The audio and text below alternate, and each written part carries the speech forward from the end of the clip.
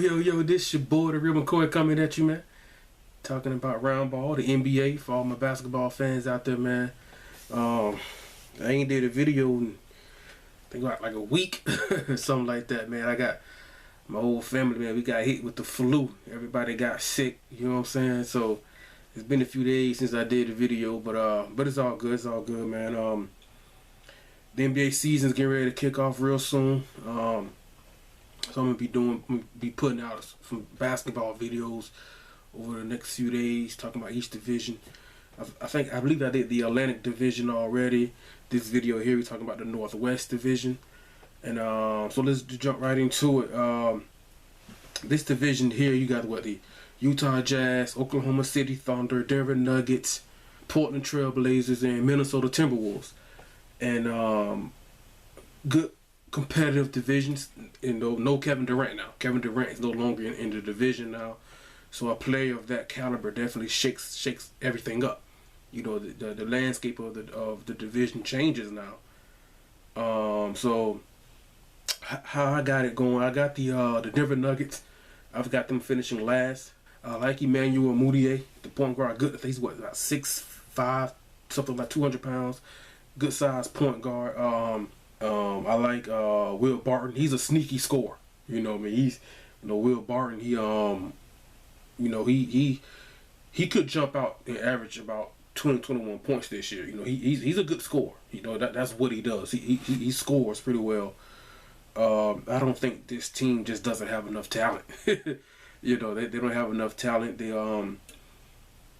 situation like this where you got Barton, he was a serviceable shooting guard. Emmanuel Mudiay, you know, the front office needs to, you know, be careful here, because, you know, if you one wrong move here and there, and your franchise could be down for a while. You know, ever since Melo left Denver, the Nuggets, they haven't done anything. You know what I mean? So try and, you know, build around those two if you can. You know what I mean? But they got a work cut out for them. I'm not good with names, but Nikola, I think Jokic and Yusuf Nurkic, two young players. I think like 2 7-footers basically. I don't know if they're gonna keep both on the roster. I don't know, but they're a long ways away. You know, can you trade one of them? Maybe trade Nurkic. I mean, he's not like, you know, he's one player away that can help a team get over the top, but he's a 7-footer. You know, he's basically 7 feet. He's got 6 fouls to give, a little rear protection, something like that. But I don't see them in the playoffs, man. They just need talent. they need talent, and the front office need to handle this well. They need talent. They need coaching. You know, I was surprised they even won 33 games last year. This year I got them winning about 30. I don't see them improving. I think the West has improved. I don't think Denver is one of those teams that has improved, in my opinion. Well, they might, anywhere from 30 to 30, they might win 33 games again next year. I mean, so anywhere in that area. 4, I got the Minnesota Timberwolves.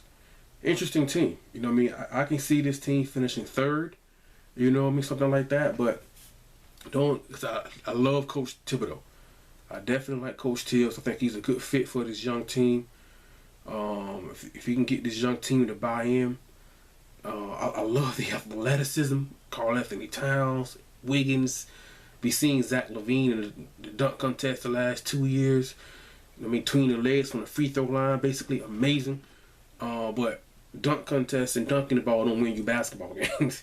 They just need, well, not mainly Zach LaVine needs to turn that talent and athleticism. He needs to become a better basketball player. I'm not saying like he's terrible. Just take those steps. Coach Tibbs can do that.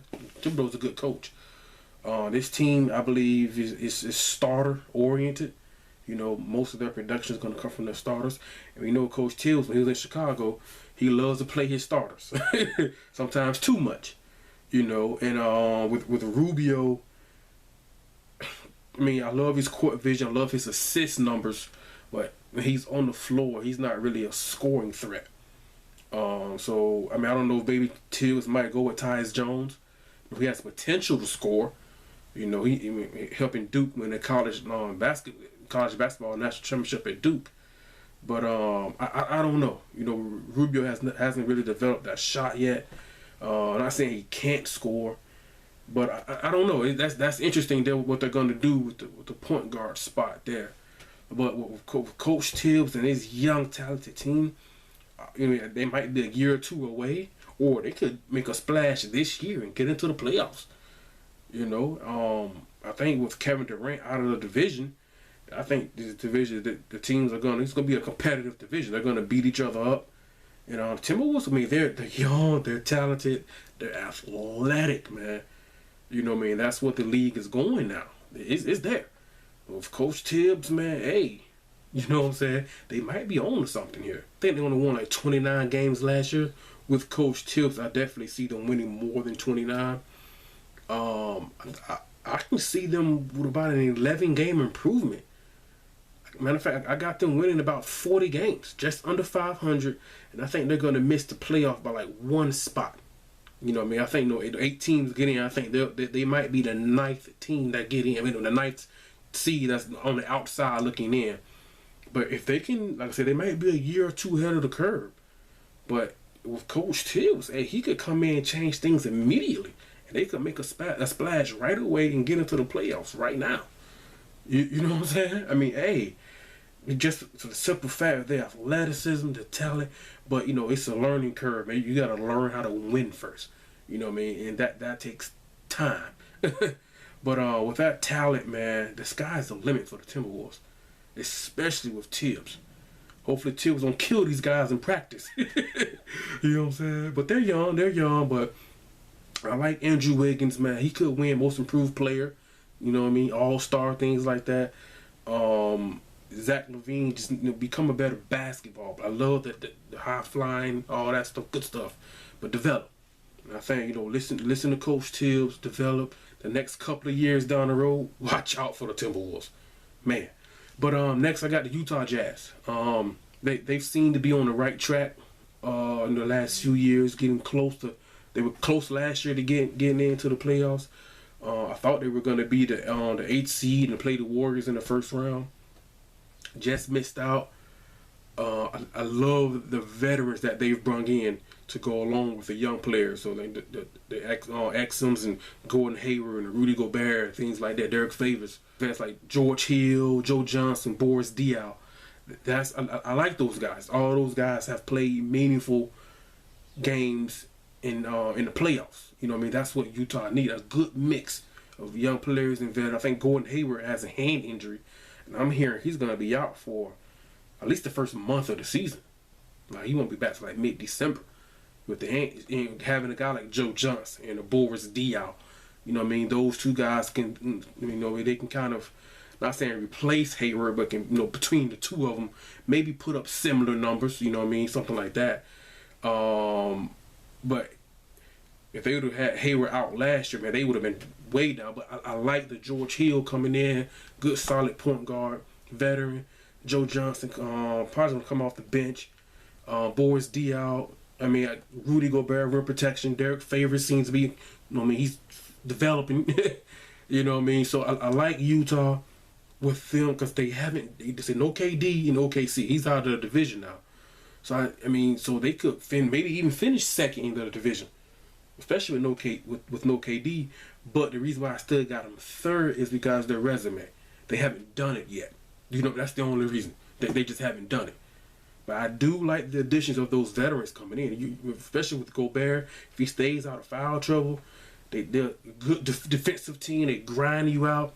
Utah could be a tough team to beat. I got them in the playoffs. I got them as the 8th seed.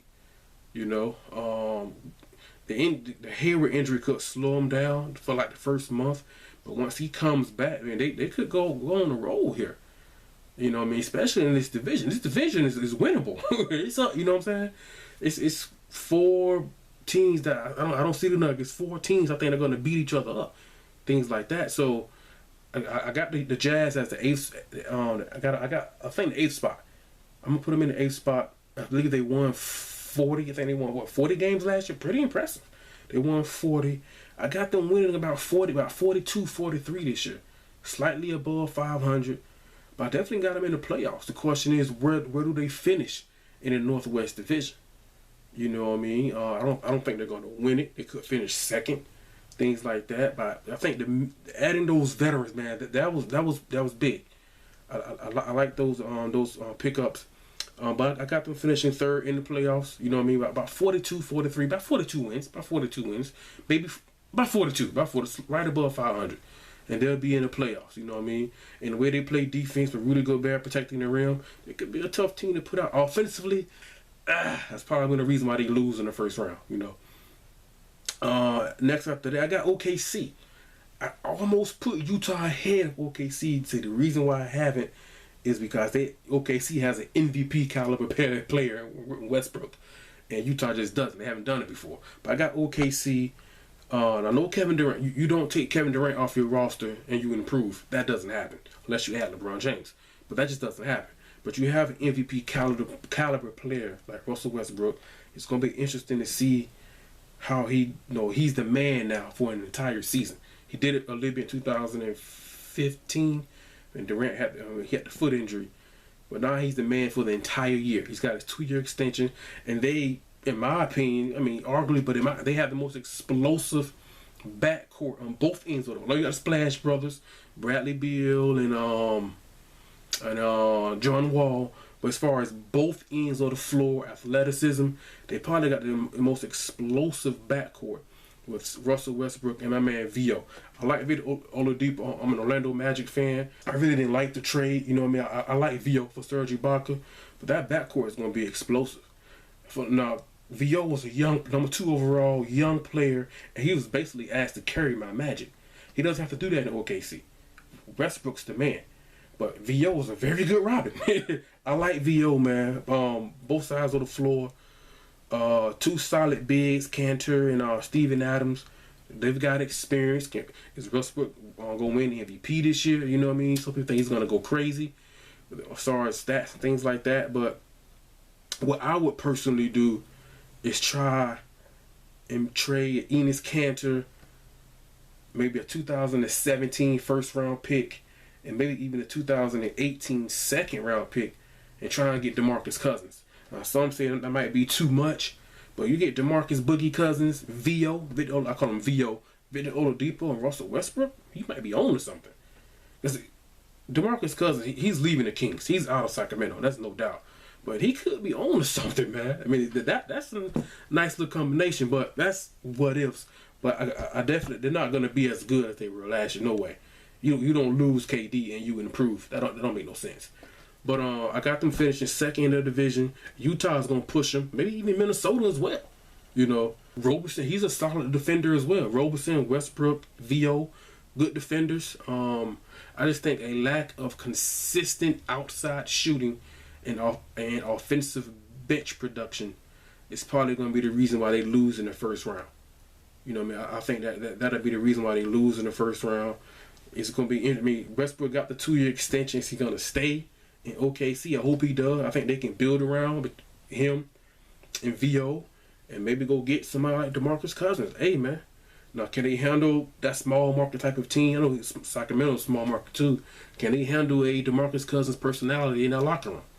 Can the franchise handle that, the team, things like that? So that'll be interesting, man. But they're not going to be, I think they won, 55 games last year, 57, something like that? About 43 games, 43, maybe 44. They'll be in the playoffs. I think the Timberwolves and the Utah are going to push them. You know what I mean? But so that I got Portland Trailblazers winning the division. Damian Lillard's becoming a star. C.J. McCollum is becoming a very good complementary piece to Lillard. A perimeter-oriented team, kind of like the Warriors. It's just like the Warriors have Curry, Thompson, and now they got KD. So, I mean, the Blazers might go after DeMarcus Cousins. You know what I mean? I don't know. You know, so, but perimeter, I mean, with KD in the division, they still won 48 games last year. And they won the playoff series. I know the Clippers, they had Blake Griffin, and CP3 was banged up, but they won it. I think they lost in 5 to the Warriors in the second round, I believe. But it was, I think all 5 of those games were decently competitive. I think so. I could remember. At least 3 of them. They were pretty competitive.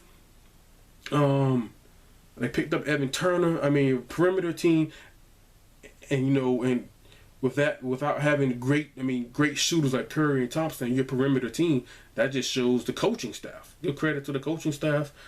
things like that. But I got Portland winning the division, man. They won 48 games last year. That's impressive in the West. You know, especially being a perimeter team.